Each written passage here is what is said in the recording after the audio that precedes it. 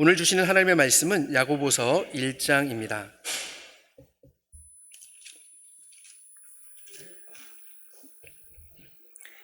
야고보서 1장 2절부터 4절에 있는 하나님의 말씀입니다.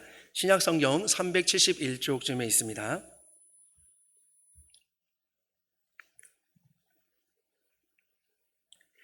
야고보서 1장 2절부터 4절에 있는 하나님 말씀을 제가 봉독하겠습니다. 살아계신 하나님의 말씀입니다. 내 형제들아, 너희가 여러 가지 시험을 당하거든 온전히 기쁘게 여기라. 이는 너희 믿음의 시련이 인내를 만들어내는 줄 너희가 알미라. 인내를 온전히 이루라. 이는 너희로 온전하고 구비하여 조금도 부족함이 없게 하려 함이라. 아멘. 오늘 주시는 말씀을 가지고 이보구 목사님 말씀 전해 주시겠습니다. 할렐루야. 네, 반갑습니다. 한 주 만에 뵙는데 더 반가운 것 같아요. 여러분 같이 예배드리는 분들께 만나서 반갑습니다. 이렇게 인사 한번 해볼까요? 예, 앞뒤로 좌우 만나서 반갑습니다. 예, 함께 예배드려서 기쁩니다. 이렇게 인사하시죠? 굉장히 어색한 모습이에요.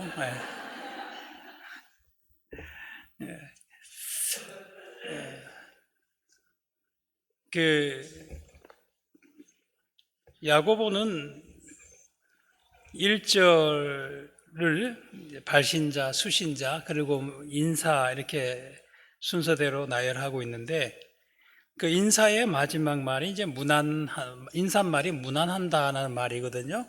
이 말은 기뻐하기를 원한다. 기쁨이란 단어입니다.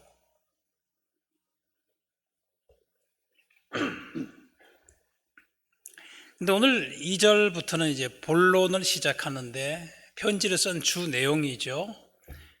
그 내용이 이렇게 시작합니다. 내 형제들아, 너희가 여러 가지 시험을 당하거든 온전히 기쁘게 여기라.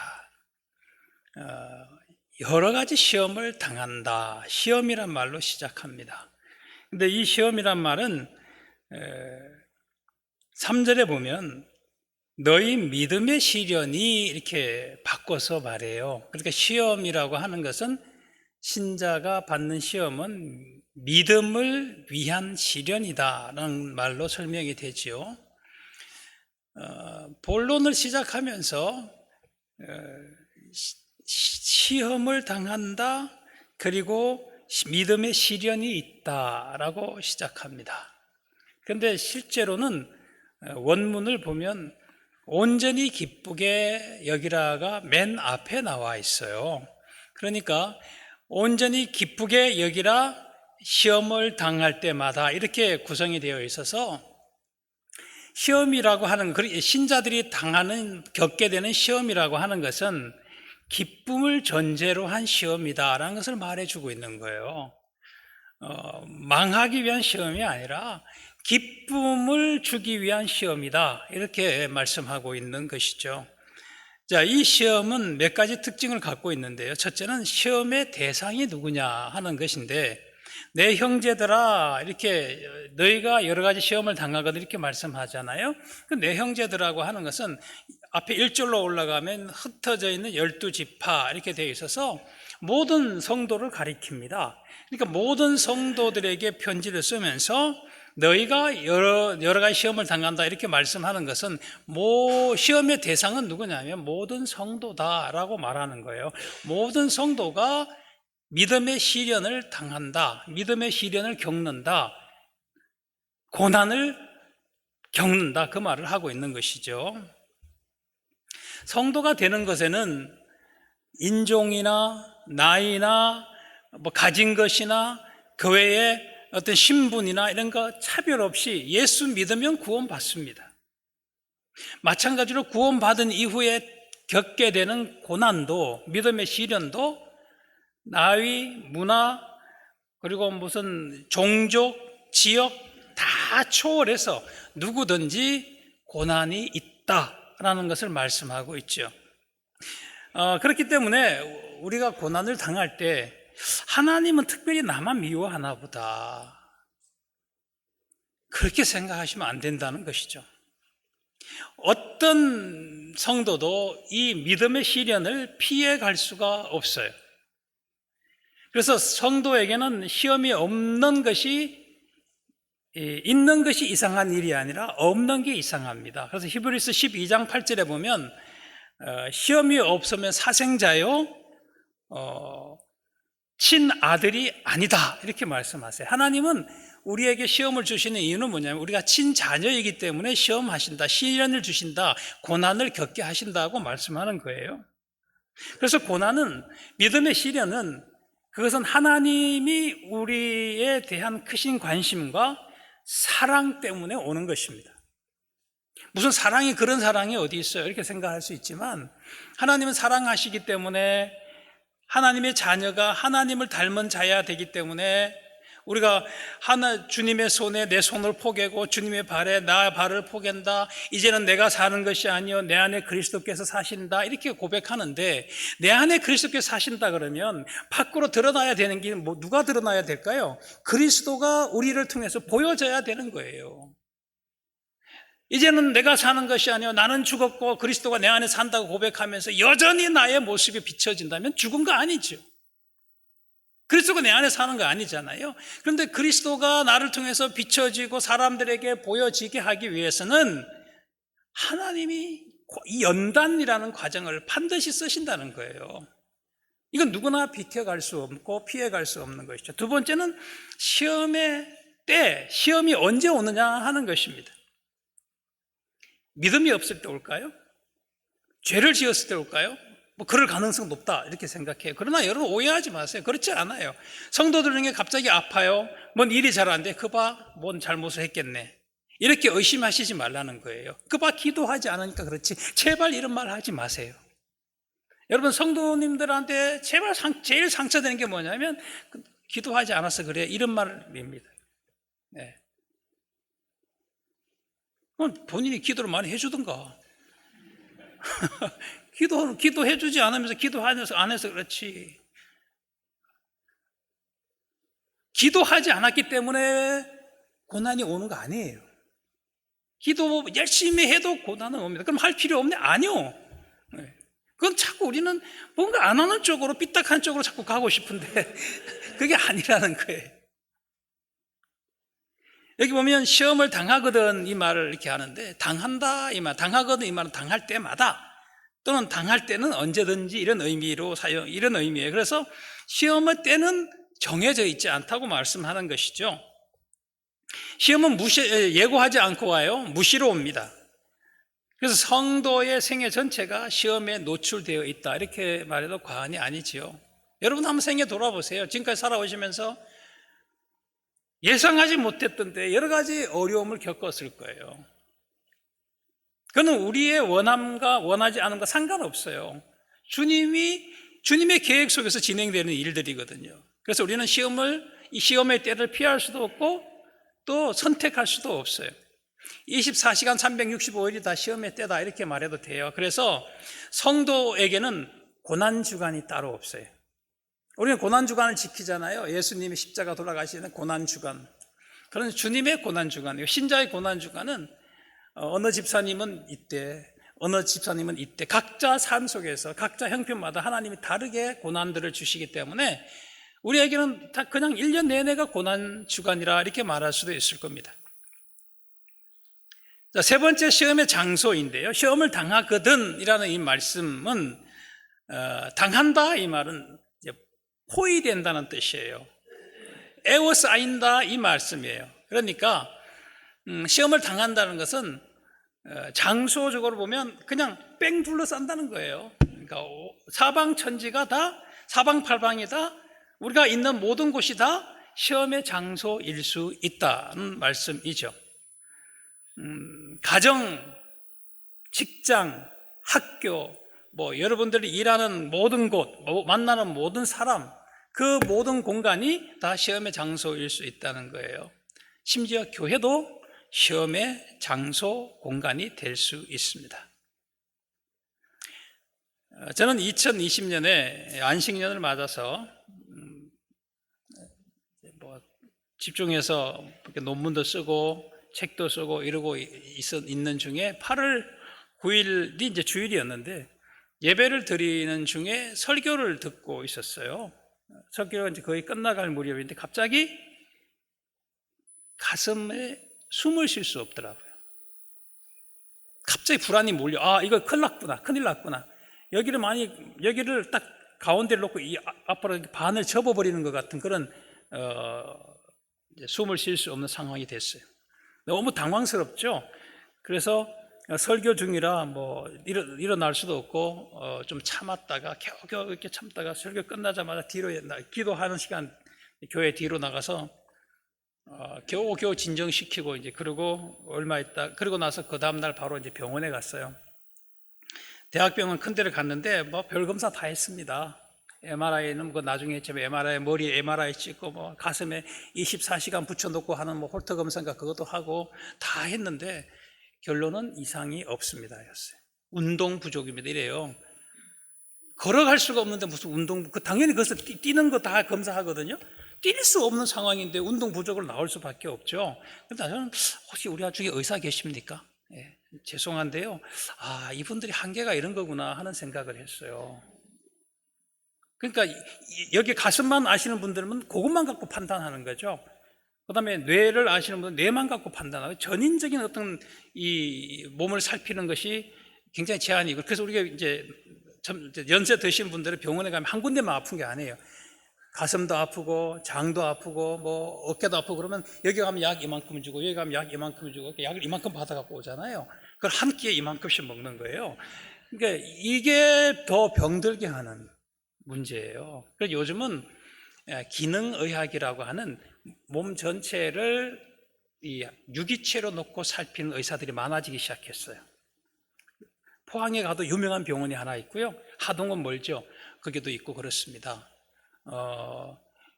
그 하나님이 원래 창조 시에 만든 그 몸으로 돌려놓으면 스스로 모든 병을 이겨낸다라는 것이 그분들의 원리예요. 그래서 몸에 나쁜 건 빼주고 부족한 건 채워주고 좋은 건 넣어주자.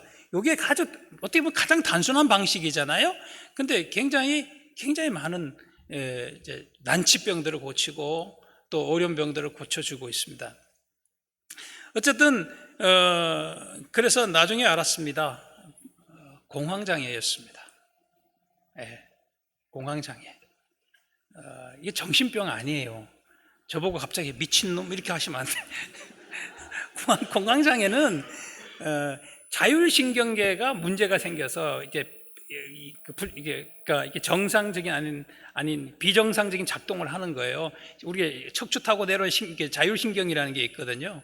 교감신경과 부교감신경이 있고 걔들이 이 심장도 관장하고 눈, 코, 입, 장, 뭐 이게 소화기 다 관장을 하는데 이제 그게 문제가 생기니까 혼자 가슴이 펑펑펑펑 뛰는 거예요.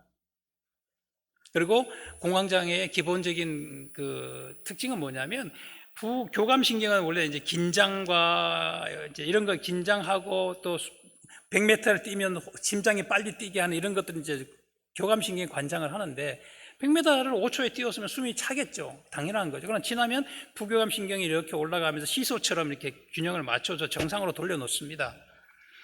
그런데 지진이 일어났어요. 그러면 이게 막 흔들리면 불안 상태가 되고 막 사람들이 긴장하게 되잖아요. 이건 정상이에요. 그럼 우리가 그것을 공황 상태라 그러는데 그건 정상적인 거예요. 그런데 지진이 일어나지 않았는데 자율신경이 교감신경 혼자 이렇게 지진이 일어난 것처럼 생각해서 쭉 올라가 버리는 거예요. 그러면 다른 사람은 멀쩡한데 나 혼자만 불안을 느끼기 시작하는 거예요. 나 혼자만 가슴이 펑펑펑 뛰는 거예요. 빨리 도망가야 되다 보니까 심장의 피를 작은 이런 그 근육으로는 안 보내고요. 빨리 도망갈 수 있는 다리 근육이란가 팔 근육 이런 쪽으로만 보내요. 머리는 빨리 뛰는데 아무 소용 없거든요. 그러니까 머리로는 피를 안 보내요. 그러니까 어떤 사람들은 머리에 피가 공급이 안 되면 어떻게 돼요? 어지러워서 쓰러지기도 해요. 차태현이 그분이 그 얘기를 자기 경험을 많이 얘기했어요.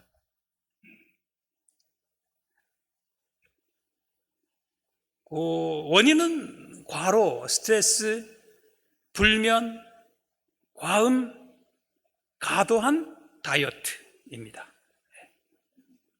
너무 살 빼지 마세요.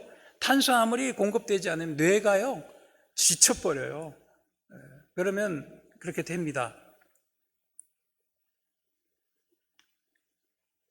근데 교회에서 그것도 예배 시간인데 왜 이런 고난이 오는 걸까요? 장소를 안 가린다 말씀드렸잖아요.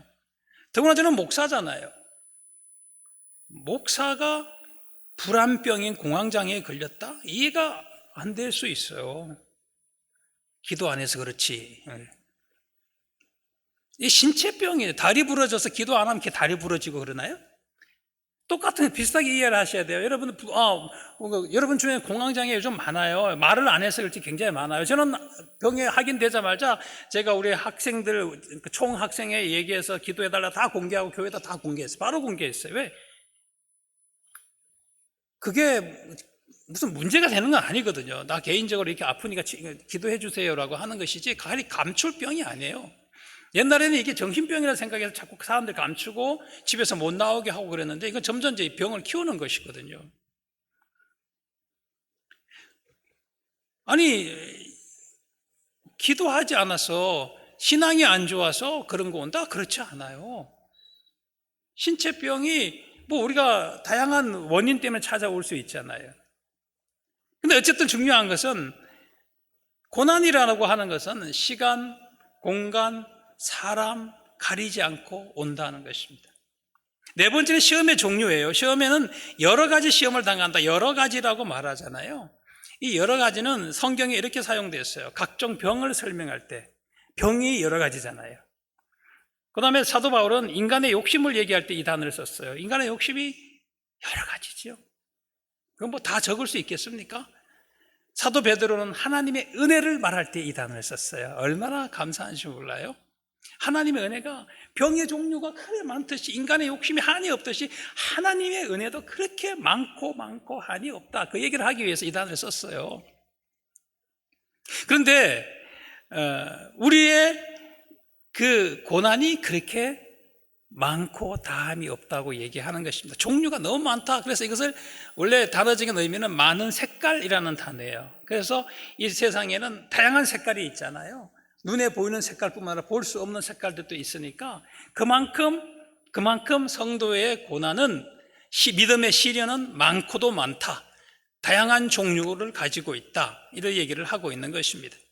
그래서 믿음의 시련인 이 신자의 고난은 대상, 그리고 시간, 장소, 종류를 가리지 않고 우리에게 덤벼든다, 달려온다 라고 말씀하고 있는 것입니다. 그래서 성도가 사는 모든 공간, 모든 시간, 상대하는 모든 사람 다 연단의 자리여 시련의 시간이고 고난의 사건들입니다. 그리고 이 믿음의 시련은 매우 주도면밀합니다. 하나님이 하시는 일이 뭐 어디 헐렁하겠습니까? 빈틈이 있겠습니까? 그래서 절대로 헐렁하지 않아요. 그래서 사도 베드로는 뭐라고 얘기했냐면 불시험이다 그랬어요. 불시험이다. 불에 태워지는 것 같은 고통스러운 시험이다. 그럼 이럴 때 우리는 어떻게 반응해야 할까요? 야고보가 얘기합니다. 온전히 기쁘게 여기라. 온전히 기쁘게 여기라. 사도 베드로도 이렇게 얘기했어요. 베드로전서 4장 12절부터 13절에 보면 너희를 연단하려고 오는 불시험을 이상한 일 당하는 것처럼 이상하게 여기지 말라. 그게 정상적인 거야. 신자에게는 그게 극히 정상적인 거야. 이렇게 얘기하는 거예요. 그러면서 오히려 너희가 그리스도의 고난에 참여하는 것으로 즐거워하라 그래요. 이 즐거워하다는 말이 바로 기뻐하다라는 것 같은 단어입니다.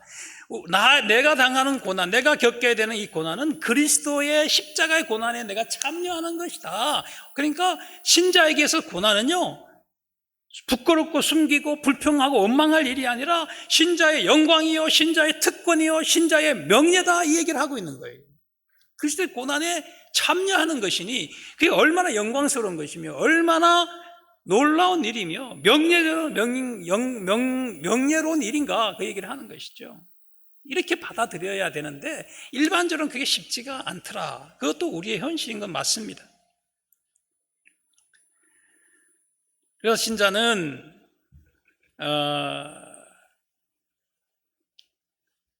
신자의 위대함은 시험을 받지 않는 데 있는 게 아니라 시험을 그렇게 기쁘고 즐겁게 받아들이는 데 있다. 그래서 우리도 고난을 이스라엘 백성들이 광야에서 불평하고 원망했던 것처럼 그럴 것이 아니라 기쁨을 표현하고 즐거움을 나타내는 기회로 삼아야 할 줄로 믿습니다. 여러분, 아멘이 없어요. 이거 여기 아멘 해야 돼요. 아, 그거 싫은데요? 예. 고난은 싫은데요? 아니요. 싫다고 해서 안 오는 게 아니에요. 옵니다. 하나님이 반드시 고난을 줍니다. 예, 제가 뭐 저주를 하는 게 아니고요. 성경이 그렇게 얘기하고 있잖아요. 그래서 하나님이 그렇게 신자답게 만들어 가시는 거예요. 그러니까 그것을 기쁘게 받아들이라고 말씀하고 있는 것이고, 그리고 우리는 거기에 대해서 아멘 할 수 있어야 돼요. 자, 그러면 왜 그렇게 기쁘게 받아들여야 하느냐 하면, 그 믿음의 시련이 3절에 보면 인내를 만들어내기 때문이에요. 성도는 여러 가지 고난 때문에 힘들고 아프고 슬프고 고통스러울 때도 그것이 마침내 가져다 줄 그 결과를 믿음의 눈으로 바라보면서 온전히 기쁘게 여기는 사람이라고 말씀하는 것이죠. 하지만 여기서 우리가 오해하지 말아야 할 것이 있습니다. 그건 뭐냐면 고난이, 환난이, 병들과 가난과 멸시와 천대 같은 이 믿음의 시련이 그 자체가 기쁜 것은 결코 아니에요. 그 자체가 즐거운 것은 절대로 아니에요. 다리가 부러지면 아프지. 악! 그래야지. 웃고 있으면 그 사람은 병원에 가 있어야 돼요. 그건 아니잖아요. 그렇죠? 배우자와 갑작스럽게 사별을 하면 고통스럽습니다. 힘듭니다. 자녀에게 무슨 힘든 일이 생기면 부모가 더 힘들어요. 그거 당연한 것이죠. 우리가 그걸 지금 성경에 그걸 가지고 뭐라 그러는 게 아니에요. 저는 공황장애로 성경 한 절을 읽을 수가 없었어요. 못 읽어요. 집중이 안 돼요. 극도로 긴장되어 있으면 어떤 것도 집중하지 못해요. 통화도 못했어요. TV도 못 봐요. 소화가 전혀 안 돼서 밥알 하나도 제대로 먹지 못해요. 그래서 그때 저는 20m를 걸어갈 수 있는 게 은혜고 소화를 시킬 수 있는 것이 은혜구나 하는 것을 깊이 깨달았습니다.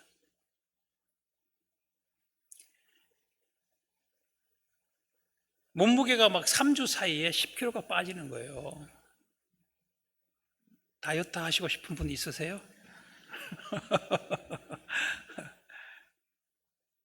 저는 불면증으로 그때 35년째 불면증, 35년째 이명 환자로 그렇게 있었어요.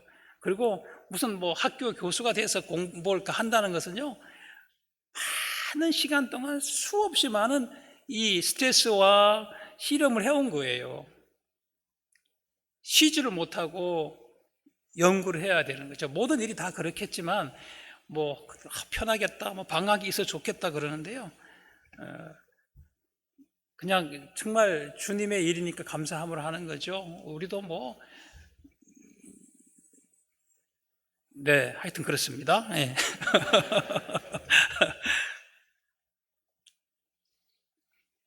이 불면증과 가로와 스트레스가 원인이 돼가지고 이 병이 났는데 잠을 못 자니까 이게 더 악화되는 거예요. 그리고 이 병에 걸리면 혼자 있을 수가 없어요. 불안해가지고.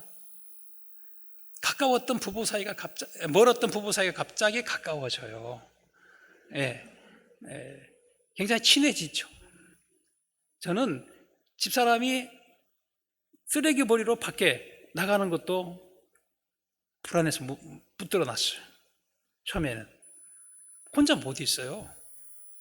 그런데 이게 굉장히 모순되는 게 뭐냐면, 그럼 여러 사람이 있으면 괜찮냐? 아니, 여러 사람이 있으면 그것도 못해요. 대중교통 이용 못합니다. 버스 못합니다. 지하철 못합니다. 뭐 말도 그거는 어림도 없죠. 사람에 따라 다른데 어떤 사람은 터널을 못 들어가고요. 제 동기 목사님, 협동 목사에서 담임 목사 하셨던 분은 성도들과 만나기로 했는데 그 만날 시간이 다가오면 견디지를 못하는 거예요. 이 양반 공황장애, 이분도 공황장애였거든요. 그분에게 감염됐는데 하여튼 사람에게서 봐서는 스트레스가 너무 큰 거예요. 그러면 목사들이 안고 있는 그런 게 있어요. 어쩔 수 없는 이제 고난이 또 그런 게 있는 거죠.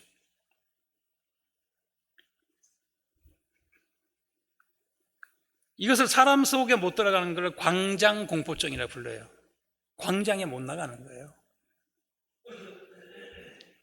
운전을 저는 못했어요. 병원에 가서 의사와 만나는 시간도 몇 분 지나면 힘들었어요. 예배 참석하지 못하는 거 당연하고요. 몸이 완전히 마비되는 것 같은 생활을 했습니다. 죽을 것 같이 고통스러웠어요. 근데 이 병은 특이한 게 저는 죽고 싶다는 생각은 단 한 번도 든 게 없어요. 그리고 이 병으로는 죽지 않아요. 그러니까 공황장애 걸린 사람들한테 가장 큰 위로, 안 죽어. 안 죽어. 너 그것 때문에 죽는 거 아니야. 그런 건데요. 너무 힘드니까 제가 누구한테 어떤 분이 설교 뭐 이런 게 테이프를 줘서 그냥 듣는 건 들을 수 있으니까 잠깐 길게는 또 못 들으니까요. 근데 100가지 감사 기도 제목을 적으면서 많이 어떤 어려움을 이겨냈다는 얘기를 해서, 그러면 제가 우리 집사람 보고 그럼 우리도 같이 한번 감사 기도 제목을 적어보자 그러고 제가 불러주고 집사람이 적으라고 그랬어요. 근데 너무 힘드니까 하나님하고 딱 불렀는데 여기가 턱 막혀요. 네. 여러분 이런 거 경험 있으시죠? 그리고 눈물이 막 쏟아지는데 너무너무 서러운 거예요. 왜 그게 그 목사가 되어서 왜 울어? 근데 목사는 뭐 사람 안 해. 울죠 뭐 이렇게. 그리고 한참 울다가 나온 말에 하나님 저에게 공황장애를 주셔서 감사합니다.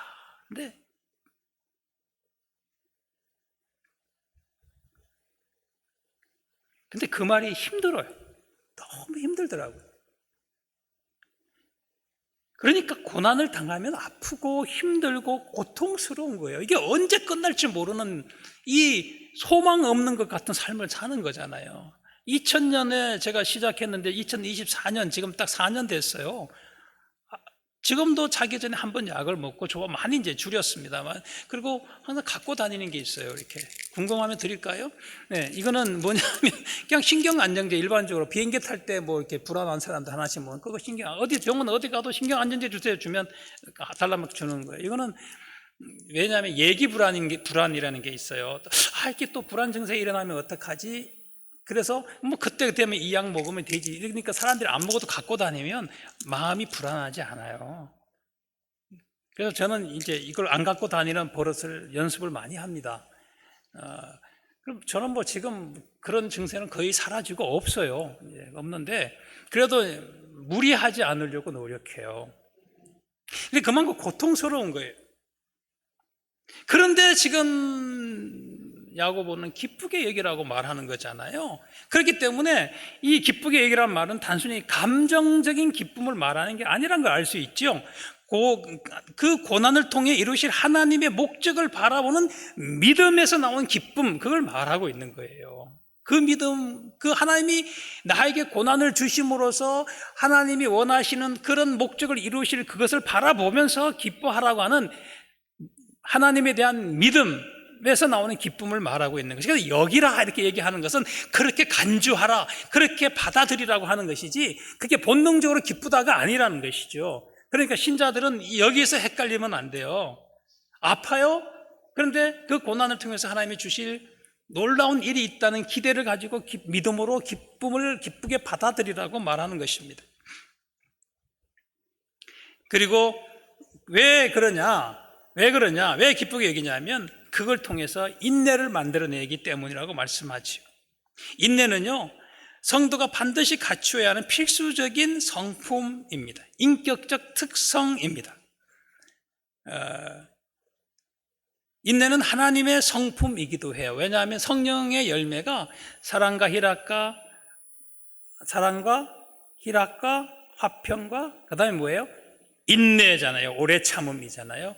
이 인내라고 하는 것은 하나님의 성품이요, 우리가 닮아야 할, 우리의 인격이 되어야 할 특성이라는 거, 인격적 특성이라는 것이죠. 근데 골로새 3장 12절에 보면 이렇게 얘기해요. 하나님의 선택을 받은 거룩하고 사랑받는 자가 갖추어야 할 성품이 뭐냐? 인내라고 얘기를 해요. 뭘 못 참으면 성도가 아닌 거예요. 잘 견뎌야만 성도인 것이죠. 아까 우리가 찬양할 때 이 또한 지나가리라, 그게 굉장히 위로는 주지만 성경은 그렇게 얘기하지 않아요. 이 또한 견뎌내리라, 이게 맞아요. 이 또한 참아내리라, 이게 맞대는 거예요. 이 또한 지나가리라. 가만히 있으면 지나가는 아니, 내가 견디고 버텨내는 과정을 통해서 지나가게 된다라고 말씀하는 것이죠. 그걸 통해서 성도답게 하나님이 만들어가는 것입니다. 고난 자체가 기쁜 것은 분명 아니지만 그것을 끝까지 참고 견디는 그 과정을 통해서 인내라는 고급한 성품을 결실하게 된다는 것이죠. 이렇게 고난을 통해 하나님의 성품을 닮은 자가 되는 것, 그게 신자가 고난을 기뻐하는 이유라는 말씀입니다. 바로 이것 때문에 야고보는 고난을 온전히 기쁘게 여기라고 명령하고 있습니다. 성도가 하나님의 성품을 담는 것은, 성도가 성도다워지는 것은 그냥 얻어지는 게 아니라 모진 고난을 참고 견딤으로 얻어지는 것입니다. 우리가 자주 부른 찬양 중에 하나님의 꿈이 나의 비전이 되고 예수님의 인격이 나의 성품이 되고 성령의 권능이 나의 능력이 되기를 기도하고 바라고 이렇게 얘기하죠. 하나님의 꿈이 나의 비전 된다 그러면 일단 순종할 각오를 해야 돼. 너 아프리카로 가라, 선교사로 가라.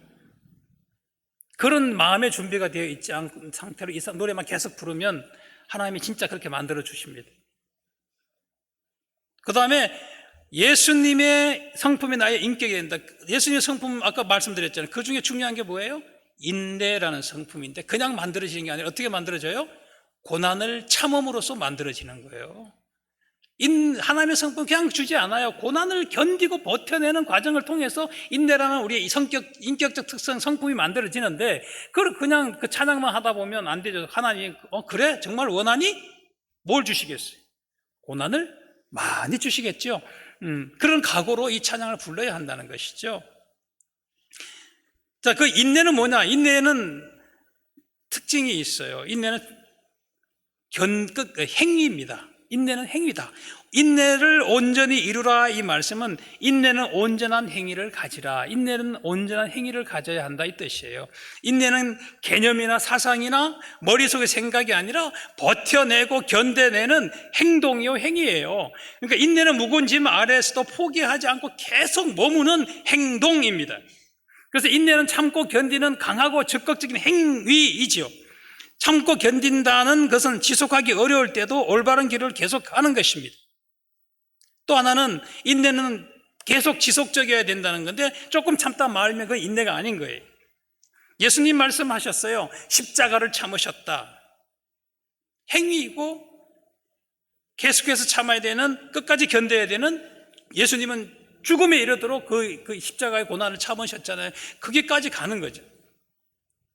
그래서 성도는 하나님이 고난을 통해 얻고자 하시는 그 목적에 이를 때까지 길이 참고 견디고 온전히 인내해야 합니다. 야고보서에 몇 가지 비유가 나와요. 첫째는 농부의 비유가 나옵니다. 농부는 좋은 열매를 얻기 위해서 늦은 비와 이른 비를 올 때까지 기다립니다. 이른 비와 늦은 비를 올 때까지 기다려요. 비가 오지 않는다고 땅을 갈아엎어 버리면 아무 소용없는 거예요. 비는 온다. 반드시 온다. 근데 그때까지 기다리라. 이게 이제 주님의 말씀인 거죠. 여러분 힘들 때 지나가리라가 아니라 반드시 하나님이 이 고난을 끝낼 때가 온다. 그리고 견뎌내시기 바랍니다. 버텨내시기 바랍니다. 버티는 것이 실력이요, 견디는 것이 믿음입니다. 두 번째는 선지자들 얘기가 나와요. 5장 10절에 보면 하나님의 뜻이 이루어지기까지 고난 속에서 비난 속에서 오래 참았습니다. 욥은 어떻습니까? 하나님의 결말을 보기까지 견뎌냈습니다. 온전한 인내는 하나님이 시련을 주신 목적을 다 이루는 그때까지, 그 결과를 얻기까지 포기하지 않고 참고 또 참는 행위입니다. 그렇게 하는 목적은 뭐냐면 너희로 온전하고 구비하여 조금도 부족함이 없게 하기 위함이다. 이게 중요한 거예요. 따라서 시험의 목적은, 고난을 주는 목적은 망하게 하기 위한 것이 아니라 온전한 인내를 통해서 마침내 조금도 결핍이 없고 온전하고 완전한 믿음의 신자가 되도록 하기 위한 주님의 의도다라는 것을 우리에게 말해주고 있습니다. 그래서 고난은 성도를 넘어지게 하고 유혹하기 위한 것이 아니라 더 풍성하고 더 고급하고 더 온전하고 더 완전한 믿음의 사람으로 세우기 위한 하나님의 은혜의 방편, 은혜의 수단입니다. 그래서 그렇기 때문에 고난당할 때 절대로 낙심하거나 절망하거나 실족하지 마시고 믿음에서 멀어지지 않아야 합니다. 오히려 우리는 고난을 통과한 후에 하나님께 주실 그 은혜의 결과를 기대하면서 기쁘게 고난을 감당해야 하죠. 1장 17절 보시기 바랍니다. 1장 17절에 보시면 우리 하나님은 어떤 하나님이냐면 온갖 좋은 은사와 온전한 선물을 주시는 분이십니다. 온전한 선물, 온갖 좋은 은사는 하나님이 주시는 겁니다. 1장 5절에 보면 하나님이 꾸짖지 아니하시고 후히 주시는 분이십니다. 하나님은 주시는 분이세요. 주시는 분이세요. 이러하신 하나님이 성도의 결말을 짓습니다. 성도의 고난은 고난 자체로 끝나는 것이 아니라 조금도 결핍이 없는 온전하고 완전한 믿음의 사람을 만들고요. 그러면 우리는 고난을 당할 때 이 일이 나에게 진실로 잘된 일이라고 알고 온전히 기쁘게 여겨야 합니다. 그래야 참 성도답습니다. 말씀을 맺습니다.